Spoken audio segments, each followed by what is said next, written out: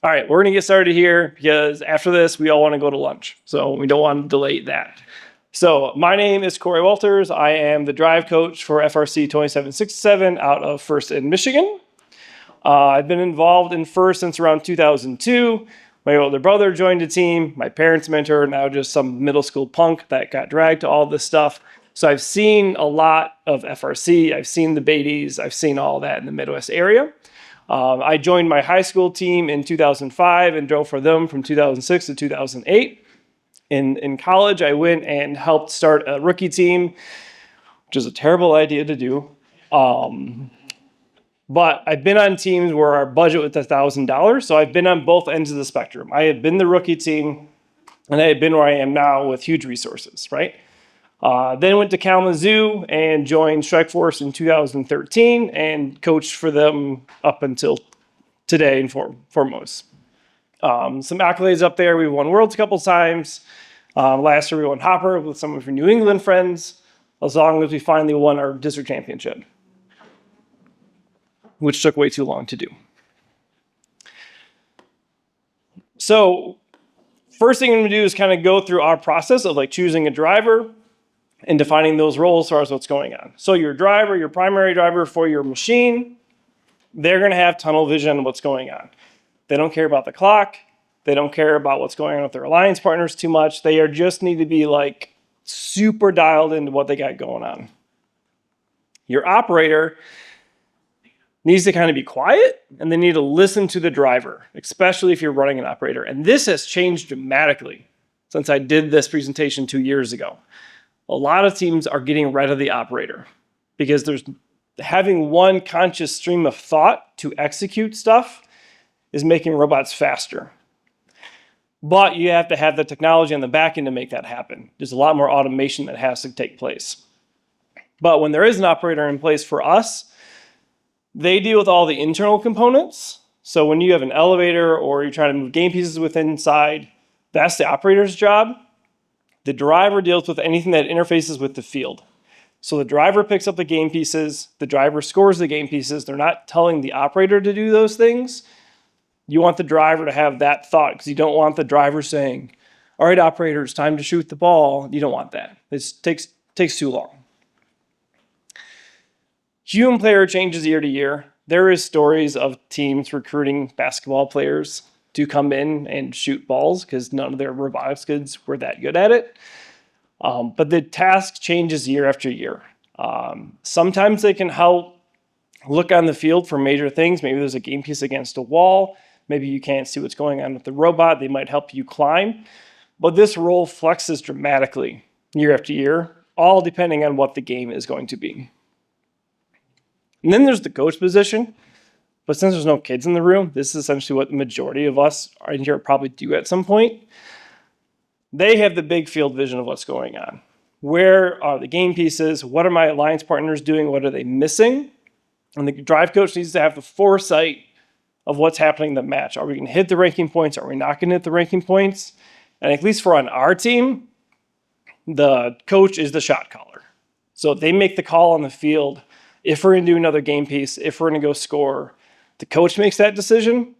And then when you get back to the thing, I think heard in other presentations, the coach can also like be the shield to the drive team if issues come up. So if the driver made a mistake, the coach, I try to isolate the drive team from all the other team dynamics that's going on. So some quotes that come up, slow is smooth is fast, no wasted moves. This is a really good graph of like practice time and performance. Yeah, you guys are okay, right? The more you practice, the more you're going to perform on the field. Now, this can vary depending on what resources you have. So even driving in a hallway is important. A really good driver can make a mediocre robot excellent. An excellent robot with a mediocre driver won't. The human driver can make huge guides and huge strengths in the robot just because they're a better driver and they can maximize that machine. So, how do we go about selecting a drive team? The driver, if they sign up for it, the requirement from us is that you have to come to all the competitions. You better be really sick if you're not going to be there. So they got to be able to come to all the competitions. We treat them like the quarterback on a football team. They are the most important player on the field. Okay? They're going to have to put in extra time, so they're going to have to come and do practice before or during sessions. I've heard some teams have people drive during lunchtime at the school. So they got to put in extra time to get the reps in for driving. Naturally, your driver ends up becoming the leader of the drive team. They end up becoming leaders within the team. They're also they have the most interaction with other teams, right? They're going to the quals, they're going and doing the match strategy, so they also got to represent your team well. You don't want them going up and not being a good spokesperson for yourself. Lots of resources out there, but the drive team's got to know the rules inside and out because they got to go to the question box, they got to play the game. There's a lot of great resources out there of teams putting up tests and quizzes for them. But even when team updates come out, like quiz them on those team updates too. The rules are different when we get them in January to when the team updates come. When a driver is getting selected, there is a hard conversation with their parent or whoever's in charge of them, their guardian. The parents need to be on board just as much as the driver is.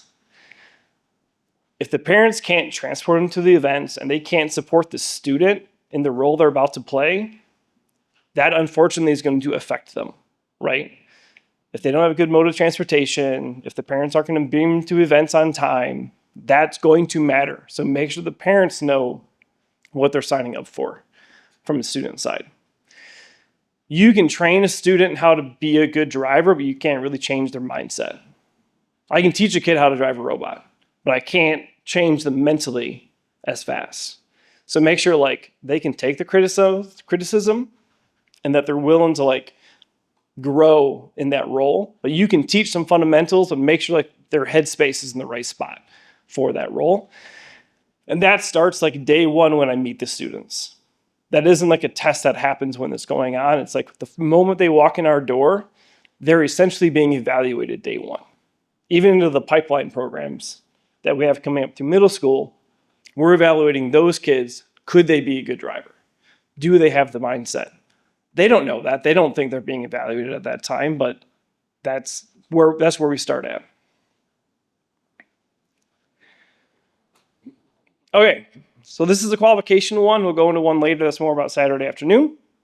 When we go into qualifications matches for our team at least, I don't always attend those qualification drivers meetings. I try to let my students go do that. It's more disarming if I don't attend, right? There's definitely a pre-match discussion with my drivers and hey, we're about to go in this match. Let's check these things out. Let's try and drive the strategy this way with our alliance members. But if they're going to go into a qualification match that they know that there's teams that act differently, then they can ask me to come in or I can come in later. But I try to make that a student-driven qualification discussion. But there's a discussion with us before that happens. So as far as what you're looking for, first thing, you're trying to find the strength within your alliance. So what are your partners good at? If they're really good at L1, we're going to stick with this year's games terminology because we're all very familiar with it. But are they really good at L1 and L2 but not good at L3? Play to your alliance's strength that are on your team. Don't put them in positions that they're not comfortable in. Once you find their strengths, figure out where their strengths can bring value. If they're really good at getting balls in the processor, that's their strength and that can give your alliance value, do that, right? If they don't feel comfortable going to the backside of the reef, don't send them there. You do that. You go do the hard thing. That way they can get more value and strength out of themselves. After you figure out your value and your strengths, figure out how to win. If you can pull that out. Sometimes that's not always the case, and if you can't ever always get the win, figure out how you can get the most ranking points out of it. So you might come into a match and you look at Statbotics and you're like, oh, we have a 20% of winning. And your dive team's like, we're going to lose. And then you're like, no, fine, but let's get 3 RP out of it, right? Don't be bummed out on a match. We're going to get tough schedules, especially in some smaller districts, as most of us are, or are going to be. You have 32 teams, you're going to play with a lot of people. Things you can control. And the cool thing about most of this presentation, resources and money don't matter. This is just skill development. When you're doing your qualification matches and in your elims, you can plan out your first 20 seconds pretty flawlessly. After 20 seconds, it's anybody's game. But your first 20 seconds should be scripted and planned out every time. So this is what we did, and we'll watch a video in a little bit of it happening. But this is where all the teams end in auto. Where's everybody's first move going, and how are you staying out of each other's way? So the triangle is going far to get cubes, the circle is going to get cubes over there, and the square is going to come around, and they're actually going to play defense on the other end of that. But then we're going to watch a video, but like, script the first 20 seconds. But we'll also talk later about how that's a bad thing later. But for the most part, script the first 20 seconds. End game assignments. We're going through this quick because I want to get to the videos here. When you get to the field, you have driver stations 1, 2, and 3. 3 looks totally different than 1, and 2 looks totally different than 3. When you're trying to figure out end game, you still want to script it, but again, everyone's in random places, but assign who is going to go where. What cages are they going to be on? Where are they going to balance on the teeter-totter? What change are they going to climb to do the trap? And if you're going to do double. So assign end games, but this is dependent on what driver station you're in and what sight lines you have to see what's going on. Also talk about when you're going to go do these things. Are you going to go climb at 10? Are you going to go climb at 15? Are you going to go climb at 20? And I'll keep an eye on the score. So if we're up and the match is won at 30 seconds, go climb. Go get that last RP. Don't miss it. If it's a close game and you got to push it, fine. But figure out a time when you're going to go and make sure it's worth the value on points. So there is some places where you could climb and get that points, or you can go score that last coral and get that ranking point off the reef. So figure out what's the most value in those last 20 seconds to execute on. And that's the discussion you should be having with your drive team long before you get to the events. Hey guys, if this is a situation, where should we go? Where should we find the most value in our operations? Some of it might be trying to stop other people. You know, if they're on the far side of the field and you can hold them up because they're out of position. We saw it a lot in 2024 and like rope chicken in 2017. If you can slow them down, there's value there. If you don't have a climber, can you stop somebody else from climbing? So, oh man, I have to get a mouse. Hold on.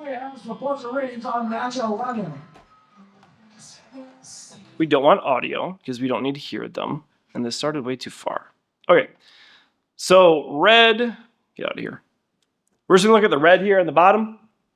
You see 4272s climbing on the right cage.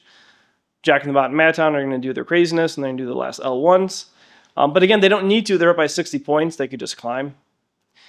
And they go. But this is all of this in the bottom. When they went to climb, that's all dictated by driver stations. It's all dictated by where they're at and what they can see, and that's all pre-planned.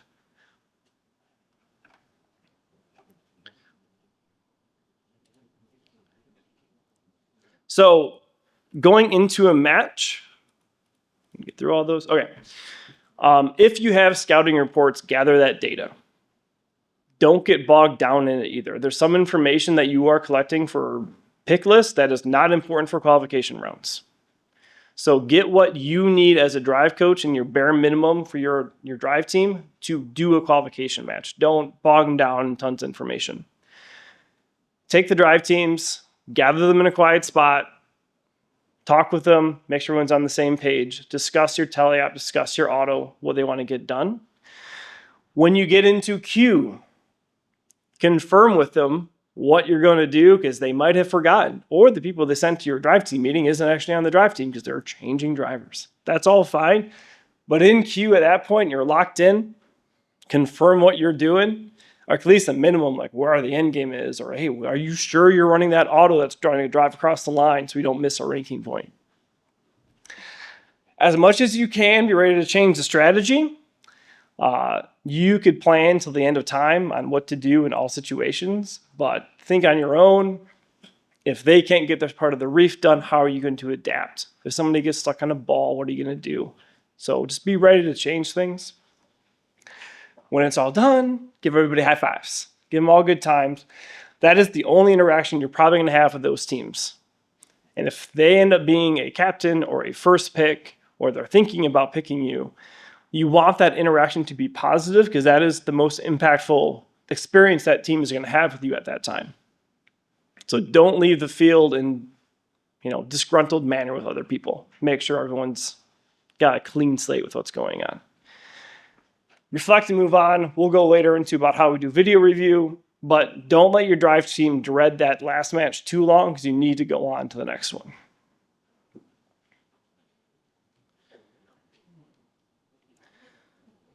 Saturday afternoon is a bit different when you get to your alliance members. You can be a lot more transparent now with what's going on. I like to ask, what is the worst thing that can happen to your robot? Can a coral get stuck in you? Are you vulnerable to driving sideways and your tread's coming off? Can you get high on algae? Or certain things you don't want to do? Don't put your alliance members in that spot. But now's the time to be totally transparent with your alliance partners on what your biggest weakness is that you didn't want people in qualifications to know. So at this point, it don't matter because you're with them the rest of the day anyways. Okay. Find your alliance's strengths and weakness, play to them, make sure they go eat lunch and they go drink water. I've been guilty of this at times, of not eating lunch and just going through the day. Make sure they drink water and they hydrate. They're dehydrated, they just don't know it yet. And don't start thinking about how you need to beat a certain alliance 2 hours from now. Take it one match at a time. Who are you playing against? Focus on that. Too many times students want to go I got to figure out how to beat these guys down the line, number one alliance. Stop it. Just execute what's in front of you at that time. And whatever you do, try to make it consistent. Don't change that strategy too much over the day. Just keep executing at what you're doing. And anytime you can put contingency plans in, if somebody breaks or their auto doesn't work, do that. But again, you can talk to the end of day on contingency plans. Make sure you drink more water. Again, like they are dehydrated. At around match 7 in double elim, I will come around with a big old case of water bottle. And we keep it for this very moment on the team. I'll bring a case of water around. Who wants water? And by the time I'm done, I don't have any water left. Everybody's grabbing this water bottle and they're chugging it and they're moving on. Make sure you get everybody involved, especially at Worlds when you get to the 4 alliances. Make sure your alliance feels like a cohesive unit and everybody is engaged. You don't want bad apples being poisoned in your alliance on Saturday.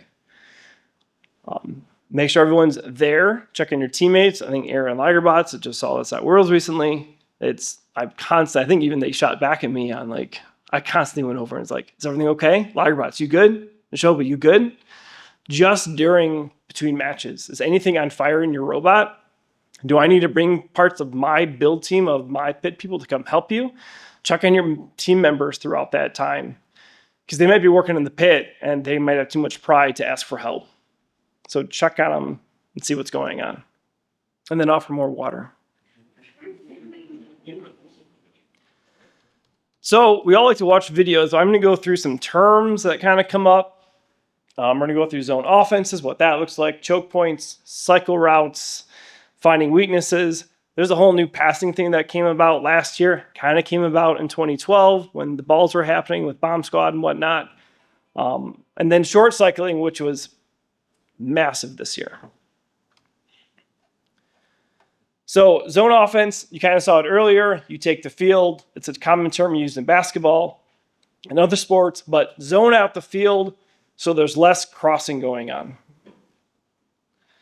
We are going to double time this because robots in this time frame were slow.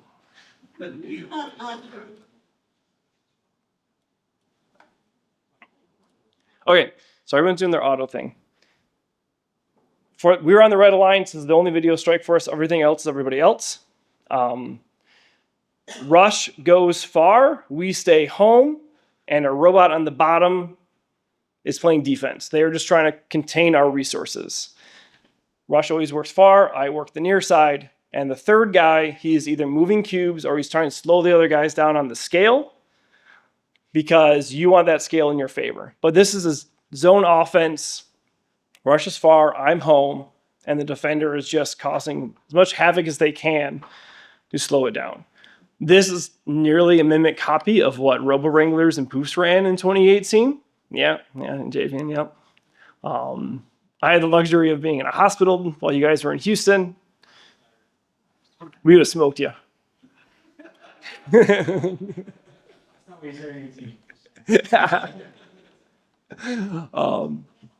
So, and then end game, everyone's got assignments and they go up.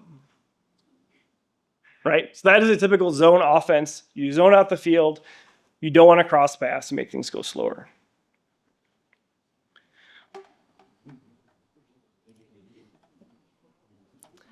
Choke points. There's a lot of choke points in the game. This past year, we had one loading station. 2024, you had everybody trying to go to one place to get rings. There's multiple choke points. This is the video from an off-season event at WMRI. And it's the greatest video because all it is a video on the defender playing a choke point for the entirety of the match.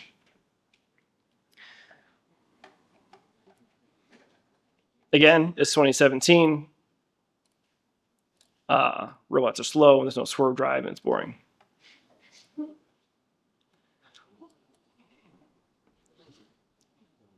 So 4004 there is going to be the one playing the choke point. They just sit between that airship and that wall. And you say, here's that white line. You stay there and you just go back and forth. You don't do anything else. You just slow down the gear runners. And it's just textbook. And keep in mind, this is double speed. And they're just doing really nasty things to the other guys. Your third robot will win and lose the tournament for you. They are, at some points, they are the most important robot on the field. Because you know what your robot's capable of. You know who your first pick is capable of. You know that they're a powerhouse team probably that's coming with you. Your third bot is not going to be that machine. They can give you a ton of penalties. They will miss their climb. They will have CAN bus problems. Their batteries will get disconnected. Belts will break. Sorry, Aaron. All those things happen, but your third bot can lose you the event. They can also win you the event. And at some points, they need the most coaching over anybody. And there's often times I will leave my drive team to go coach that third robot. And my drive team and the operator will need to execute what they need to do. Because that third robot is the most important one, trying to make the X factor of what's going on.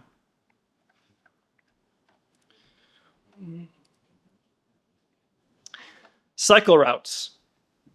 If you're doing long paths, 2024, 2016, who's driving where? Again, with the first 20 seconds, you don't want to cross paths. Cycle routes, same game. Figure out what lanes you're going to go.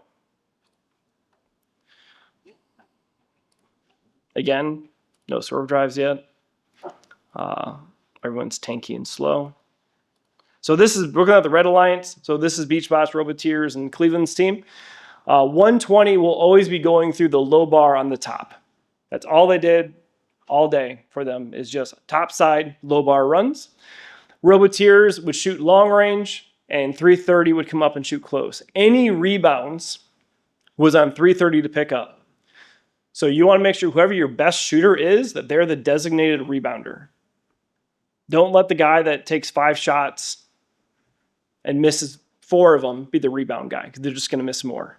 So whoever's the best scoring machine needs to be doing the rebounds. So 330 stayed close and poached any balls. 120 stayed in their lane on the top side. And then Roboteers coming over the rock wall and shooting far. They didn't change the strategy dramatically during their win to Worlds. They just kept doing this more and more and more and just efficient about it. But they never cross paths. You never see red robots hitting red robots. They're not doing self-inflicting harm. So stay in your lanes, play to where you need to be. This happened last year quite a bit. You would see reefs get zoned off into threes. You'd have psychopaths. When you get coral, how are you coming around? But figure out your psychopaths. Don't hurt your own alliance by getting in each other's way. And then they do the whole sky jam. Good for them.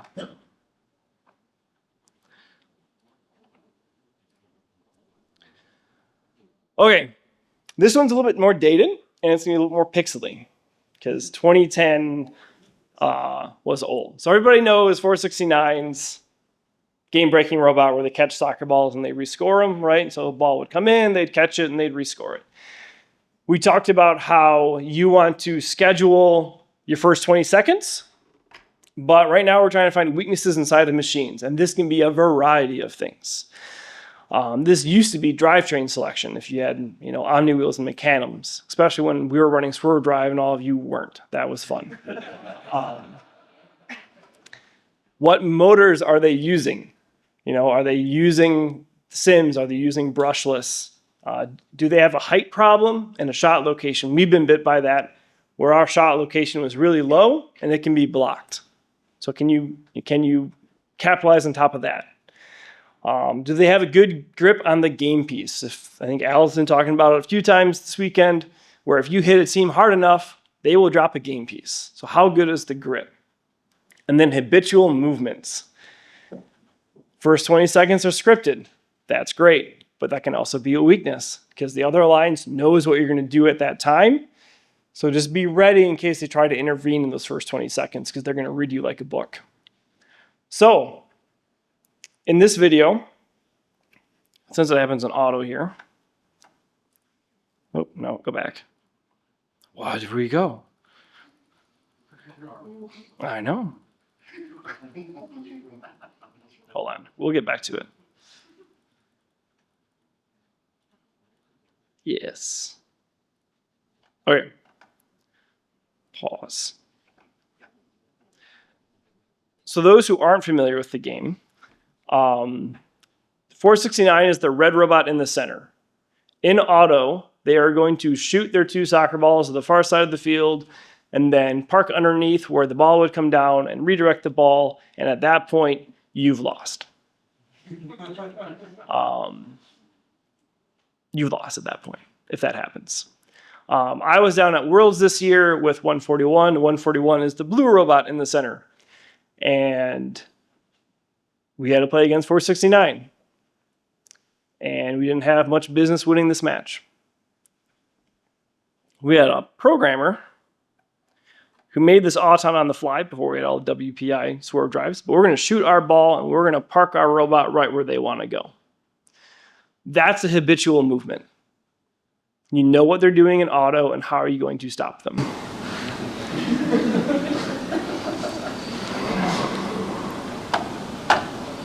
We'll speed up because at this point, again. And all we're now trying to do is just play zone defense, keep them away from their spot. Don't let them get there. That's it. If they get rolling and they get the ball scoring, they become unstoppable. I think we ended up being ranked, 64 out of 70 or something like that when this is all said and done. But we were picked to be in the elims because we were the only ones that had any capability of stopping them. Because everybody on that field knew if you were going to get to Einstein, you had to go through that thing.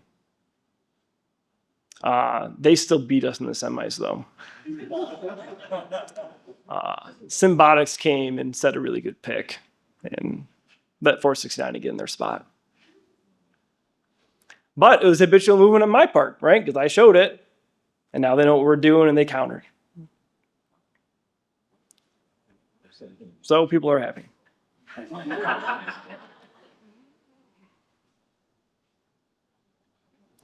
So just be careful about what habitual movements you do. This can be a driver thing. It can be a driver tendencies. It can be what you're doing in the first 20 seconds. know that that could be exploited at some point and have countermeasures and how do you play against that if that happens. So this is new because last time I did this presentation was in 2023 and there's been a couple of games since then. The passing in 2024 primarily came up, I think, with 2468. Now, was it RoboChargers they're passing to, right? When they were doing it early in the districts, and we're like, there's no way that becomes a thing. That seems silly that you'd pass game pieces and they're vulnerable. Well, boy, did it become a good thing. 2012, this happened a little bit. 2014 doesn't count because that was a passing game inside the rules. But you're trying to essentially move resources from one end to the other. And the reason this works is that you are decreasing your travel time. As long as that rings through the air, you're doubling your travel time, right? And this is for Mike, because there was one in here earlier that was not good for him.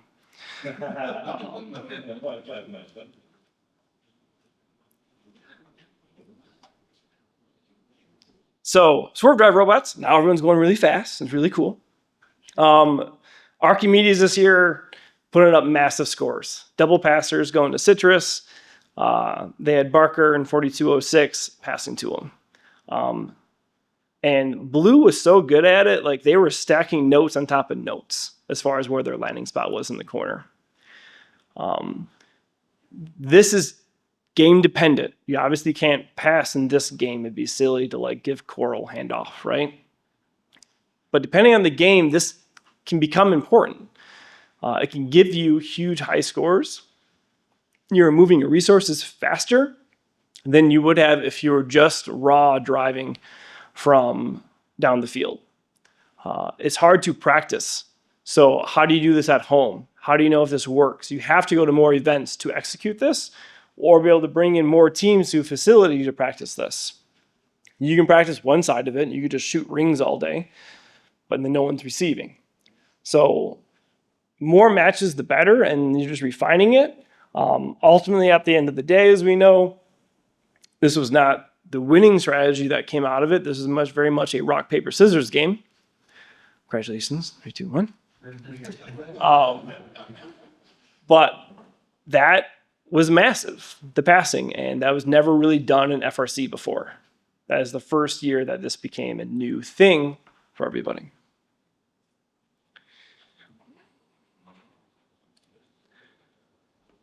So this is something that I think when Sam there was on our team in 2023 and 2024, we kind of came up with this term called short cycling. And what is short cycling? It is straight up the shortest path from point A to point B. This year we saw that in spades because everybody who had a ground intake kicked everyone's butt who had a funnel because they were short cycling the coral every single time. I think I was talking to Roboteers at IRI. Like our best match at home was like 20 game pieces in the match. And then I talked to Roboteers and they're like, oh, we put up 30. I'm like, I'm never doing 30. So short cycling, really important. It'll add up time to your cycles, but we're actually going to be looking at OP in 2023 because there wasn't a ton of people doing it. Sorry if like someone's in here who's in the video. Everyone's got Swerve Drive again. Everything looks really cool, right? And we're tanks. So OP is the white robot. They're on that teeter-totter right now. You had to go all the way to the other side of the field to get game pieces. You couldn't throw them. Majority of teams would go to the shelf. They'd bang into the driver station wall. They'd break it. First would get mad. And then OP would go a short distance. They would go just far enough where the cone would drop on the ground or a cube would drop on the ground. You think to yourself that's not a big deal because they're only traveling 5 feet less per cycle. But over the course of an entire match, those 5 feet are going to add up to an additional 2 cycles, right? So individual cycles, not a lot of big cycle time gain, but over the course of the entirety, it's huge. So anytime you can figure out how to cycle just a little bit shorter for whatever reason to increase your cycle time just a little bit is huge.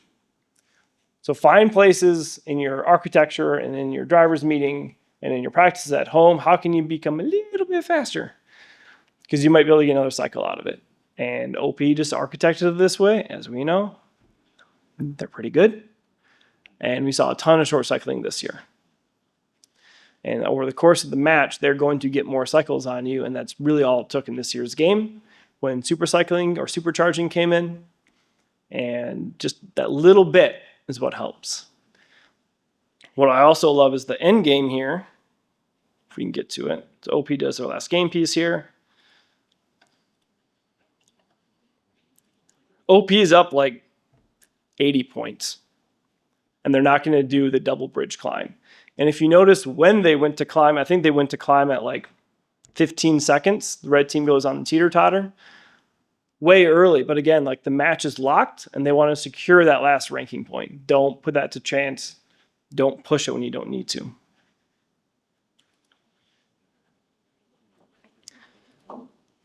So, as the game begins, if we ever go back and watch a week 1 match, we are all terrible week 1. We all can agree we improved greatly from week 1. So how do you plan that? How do you move from week 1 to a championship strategy? Do you have enough robot when you get there? So you show up. Are you going to do well week 1? Because your week 1 robot would not have done well at the World Championship. Can you be faster? We talked about short cycling. Where can you find time to get faster?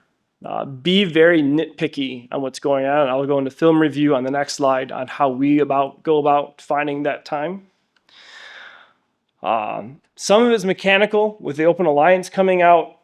There's lots of resources now to get better. We all saw Jack in the Bot had the wheel intake thing for cages, right? And Rush had things, similar designs, and then everybody copied it, right?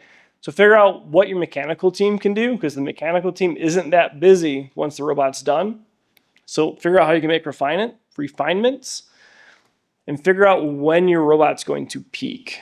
This was huge in 2015 when teams were like, I can put up 2 stacks of 6 totes and cans on top, but they were never going to get any faster. So make sure you peak at the right time. We've messed this up. We've peaked at IRI when we should have been peaking at Worlds. Make sure your robot, during its time frame of being a robot, is its best at the World Championship, not after. So don't peak too soon. Don't peak week 1 and have a really good week 1 robot, because that week 1 robot might not be that great by the time you get to World Championship. So be ready to iterate and don't like sit on your rewards that you have. Like, you got to keep pushing yourself because everyone else is. I think Miss Daisy did a presentation earlier in the 10-minute thing. He talked about how they do film review. We run 2 tablets.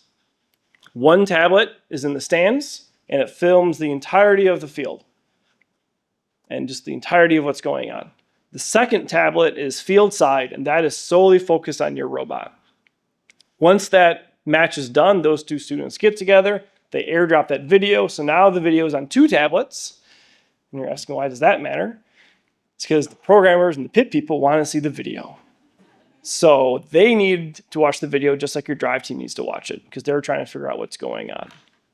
We've added a GoPro this year underneath our Coral end effector. So when we missed Coral, we knew how far it was off left and right. And from that, the programmers would adjust individually on the reef which way the Coral needs to move to score in case one reef was tiered out. Film review is huge when you sit down with your drive team and talk it out, but don't take too long. When we get home, I think somebody called like a postpartum meeting or what was it? Postmortem, yeah. What was it? Postmortem meeting going on? Yeah, so they go back. So we'll sit down with our drive team and just like talk through all the nitty-gritty bad stuff. I'll sit down, and we did this, I think, only at our first event this year, but not later. We use the mechanical advantage system. So we have the mechanical scope, or whatever you guys want to call it, advantage scope. And we will time when we had a bad thing happen in our match to that section so that we can see what happened. And I'm talking like after our first event, like we had like 100+ mistakes that we had made during that time frame. Everything from We drove the wrong path.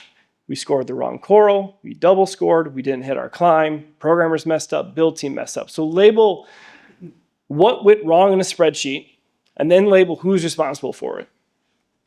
Is the build team at fault? Is the programming team at fault? Is the build team at fault? It can be all three of them, right? Figure out every little thing that went wrong, write it down, and then fix it. And if it's a STEM problem or a problem that's been around for a long time because like your CAN bus broke, that's something that can be fixed next year as well. So if it's something that you can also figure out and solve in the future, do that. But again, film it, get the video ready. Look at how you lost matches too. So why did you lose? Was it something in your control you could have done? But that is it. That is my email. You guys can email me anytime with any questions. This is my own QR code. This is not one of the QR codes that Sam has been pilfering out to you guys lately. This is just a review on my session, and if you liked it or things you want to see differently, but this is just me personally for what's going on. And we got like 5 minutes left, 10 minutes left. So open it up to Q&A. You can ask me anything you want. Okay, who's got a microphone to hand out? Repeat the question for now. Okay, we'll go up here so I can hear you. So when you're selecting drivers, you said that their parents buying in is critical. Mm-hmm. What do you do when the parents hate their student being a driver? They're probably not going to be the driver. Just say no? Yeah. Like if they're not, they need to put time into practice. And if they can't put it in practice, I'd rather have the kid that can put in twice the hours than the kid that can't. On top of that, we also selected our new driver for next season last week. Don't select driver during the build season. Terrible idea. Select your driver now, make him play in the off seasons, and if they don't do okay, then you can reevaluate it, but don't do that during the build season. Yeah. So related to that, how do you select your drivers and how many seasons do you have them play? They go through a test. So I'll give them like a test from a game that none of the team members know. So this past one was like the 2017 game. It's not necessarily a pass-fail. It's more of like, did you put in any work into studying, right? We'll also do like a practical test where they'll come and like actually physically drive the robot, and we'll give them time within the last month to come in and drive as well. So we'll make them go through a 2-minute match. But again, like the day they take the drive test to be the driver is not the deciding factor of picking them. It's all the other times they've driven. How have they practiced? How much have they been here? Are they putting in the time? So it's just an accumulation of all that time leading up to it. That answer your question? Yeah. Hi. I recently, in the postseason, I got a chance to be a drive coach for the first time for a competition that we attended. However, in the preparation for it, I was trying to get like the absolute best idea of what is my role as a drive coach during like the actual competition time. But when it came around to the actual competition, I found myself in a bit of a situation where I was looking at the FRC resources in terms of like the definition and the role of the drive coach, as well as also online forums about what people say, like what the drive coach does at the actual competition. But I'm trying to find like a fine line between letting the students do most of the work, because my team is heavily supports the idea of like student led. So like everything is done by the students unless a mentor really has to come in with something that like is really more so like a coach's versus like coach/mentor's job. So I would say, what is exactly the fine line between like overstepping as a mentor versus like where you would come in, and like what would you usually do, especially when it comes to strategizing? I'm in my mind, whenever I do strategizing with my team, I'm trying to make sure that I'm sharing my opinion of what I saw on the field, but also not overstepping in terms of like, you do this, just because I said so, because I don't want to do that. I still want to give students a chance to actually think about what kind of strategy will be the best to do for the match. Yep. So a lot of that you can do before you get to an event. You don't have to. A lot of stuff you discuss can be just you sitting down with your drive team and talk things out. And you can bring up scenarios to them and have them start thinking about that before they get to the event. Watch videos of other people playing if you haven't competed yet, or there's matches to go see, week 0, week 1s. Run them through scenarios, run them through situations. Push them as far as you can so they have the skills and that they are ready to do what they need to do. That way you don't have to step in. Like I said, I don't necessarily go to the qualification strategy meetings every time, but there's a lot of work to prep those students to do a good job. So take the time and like prep them and make it comfortable for them to go do those jobs. Does that make sense? Yeah. Yep. Goodness, people. We're gonna go over here to the You're just gonna make guy me with the back and camera. forth the whole time. I know. So coming back to the drive team selection process, you said you used the 2017 game as an example. Mm-hmm. Could you say a few more words about kind of what that quiz looked like or what Okay. that process worked, how that worked? So, one, I didn't make the test. I stole it off Chief Delphi. And then took things out that I didn't like. So some of it is like rule questions on like, okay, how much is this point worth? Where can you drive and not drive? It depends who you're testing to. Like if you're just trying to fill a human player, then they don't need to do where the robot can and can't go, right? So curtail it to what the role is. But the test was how much is fuel worth? How much are gears worth? You also start asking questions to kind of get in their head. What is your ideal alliance? How would you want to play the game? How do you win worlds? And make sure that they've got some strategic thought in them, that they've done some homework on how they would want to play the game. I think you asked earlier about how long their driver. They are essentially the driver until they do bad things. So we don't try out new drivers every year. If they go and they do poorly, then we will reevaluate, but we don't try and switch drivers or reintroduce tryouts year after year. All right, so your driver has just graduated. Oh, hey, thanks. Your driver's just graduated. Yep. You're testing for a new one. Do you put any weight into where they are in school? Like, let's say you've got two that are relatively close. One's a senior, one's a freshman. The senior is better. How do you make that choice? Is it better to have them stay as a driver for longer? Or do you truly just go with who is the best? So like we just graduated a senior, but we didn't do like tryouts last summer. Like we let the driver run out until they've aged out of the program. Driver, operator, human player. Again, unless they do horrendous things, then we'll reevaluate.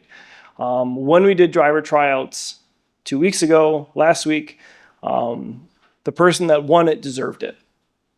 So you put in the best player to take that role.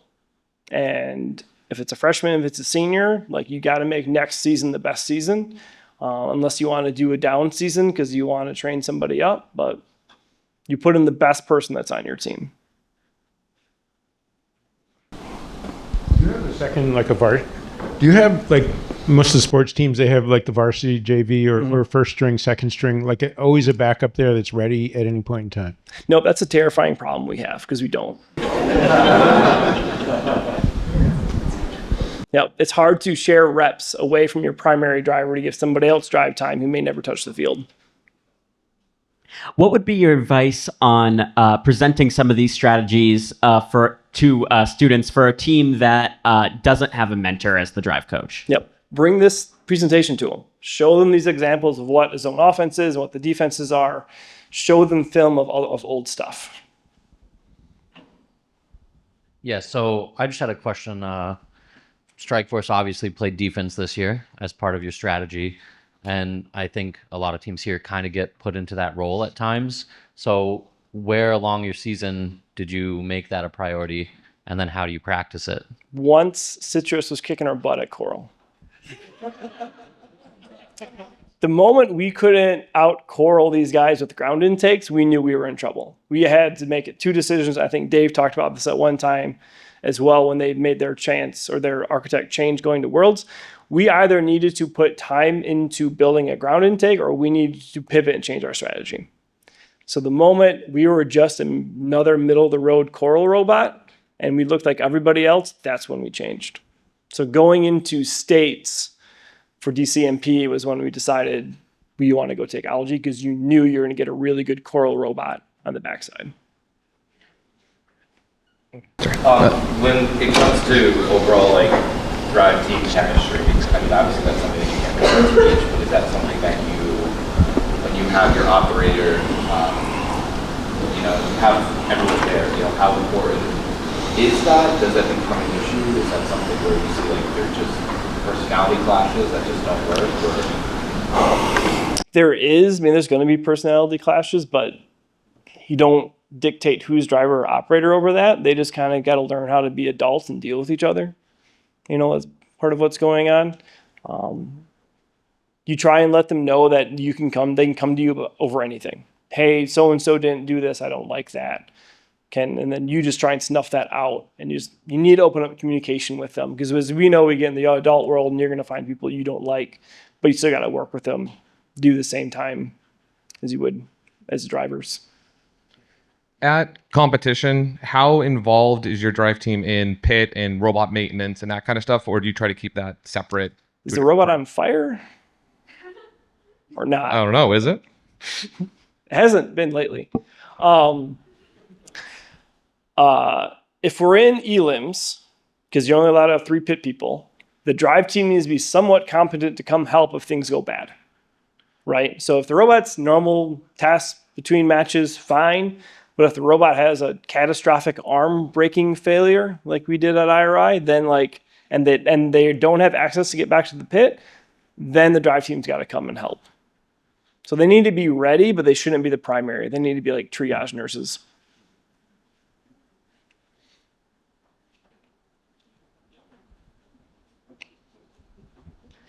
I have 2 questions for you. The first one is you talked about not talking about contingency plans forever.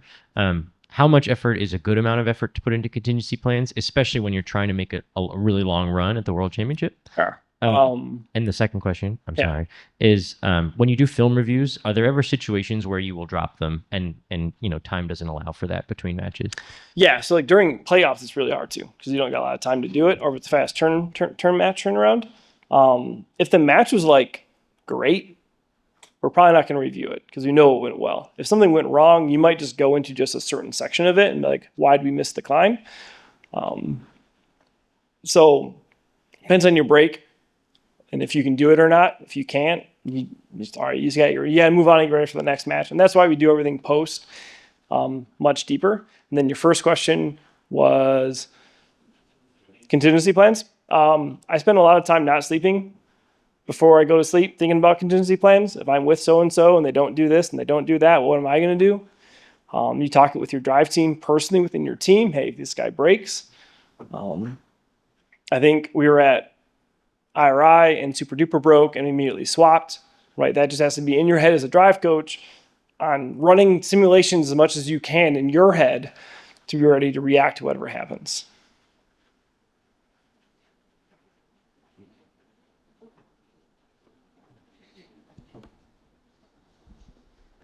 So you talked previously about, having drivers that, unless they do something like terrible. Yeah. Have you been in those types of situations, and kind of how do you handle that, especially if it's like in the middle of a season, you have some sort of disciplinary thing or something like that?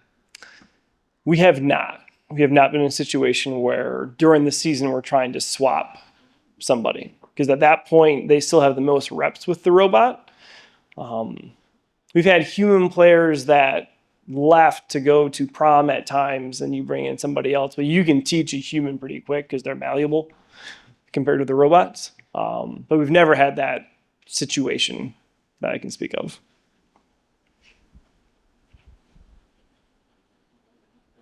Yeah, you can do a couple more. We're just going to lunch, so yeah, you can do a couple more. Again, we can go. You get a point to it. People are going to blame me for picking the wrong people the next question, so you're going to start pointing. That's fine. I can take the blame. Whatever. I'll start pointing. So I'm wondering about drive team morale. I know you talked about not dwelling too long on each match, focusing on the current match and then taking the lessons and moving on. But if the same struggles come up match after match that can start to wear down on the driver's mentality, or if they start losing a lot of matches, even if they're doing things well? How do you handle drive team mentality and morale? Like, how do you pull them out of that? Because Yeah. they've been like double scoring Coral all day. You need to kind of get in their head and like, look, man, like I understand you've been having this problem with double scoring the Coral. You need to come back. We need to play this next match, and you need to start simplifying it for them. You need to make sure you get a good match under their belt. So slow the game down for them. Give them tasks that are achievable. That way they can get their confidence back in what they're doing. And also try not to put them in those situations where they're having issues if you can. Got a question over here? Yeah. So I know you mentioned Statbotics earlier, and I know my team and a couple other teams have banned our drivers from looking at Statbotics. What are your... When I was in high school, we weren't even allowed to look at the rankings. So I've been on the extreme of like the drive team just wants to be in like a silo and know nothing. It inevitably comes up because people are looking at it. You got to figure out what works for you.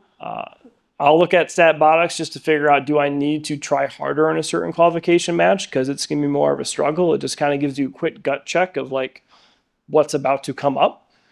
Like, do we need to try something different? Especially when we get to like Worlds, when you don't know half the teams in your division and you've got 2 hours between matches to think about it. In districts, you know everybody in and out. So like you look at the match schedule and you're like, yep, this was going to be a tough one. We're going to need to do something about it. So I use it as like a first glance of what actions we should be taking. How much detail do you go into on your like 20-second script for the beginning of the match? And that's the first 20 seconds of teleop, correct? It's essentially the first cycle. Maybe the first 1.5 cycles, like for this year at Worlds, like who's moving where, who's going to take what algae, and then what is their path to the barge to make sure you're out of the way. Again, after that, who knows? But you want to stay out of each other's way in the first 20 seconds so you can get into, fluid motion quickly. So probably the first 1.5 cycles. Do you do any like drive team bonding or any kind of exercises away from the robot to kind of like develop cohesiveness? I know what I would do with my students, I'd have them play video games. One person does keyboard, one person does the mouse.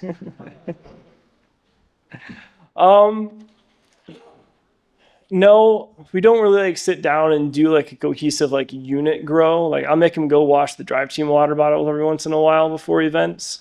And they do okay at that. Then I have to wash them.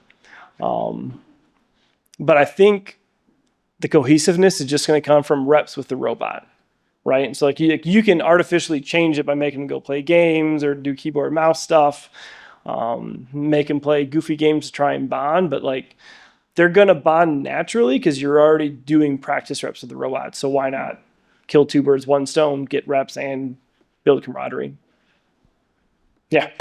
So, like, I guess regarding the building and heavily competition, Can you just give us a sense of like what your schedule, like what's the schedule like as like, are you starting on practice spot for like 1 to 2 weeks? Is that just drive chassis? Is that like, okay, where are you at, going into the build season in order to get all those reps and build up all that teamwork? So on Strike Force, we build 2 robots. We build a practice robot and then a competition robot. The competition robot is typically 2 weeks behind the practice robot. So we build the practice robot, learn all the things, wire it ugly, get it done, high fidelity prototype, and the drive team will practice with that as much as they can until they kill it, and then they will get the competition robot. If you can do driving sessions without the competition robot, let's say last year's robot, just to start learning how am I going to go to the reef back and forth. Take an older robot, make him go through the cycle routes, or make him go through his own offense. How are you going to get to the reef? You can also walk it out. You don't necessarily have to have a physical robot.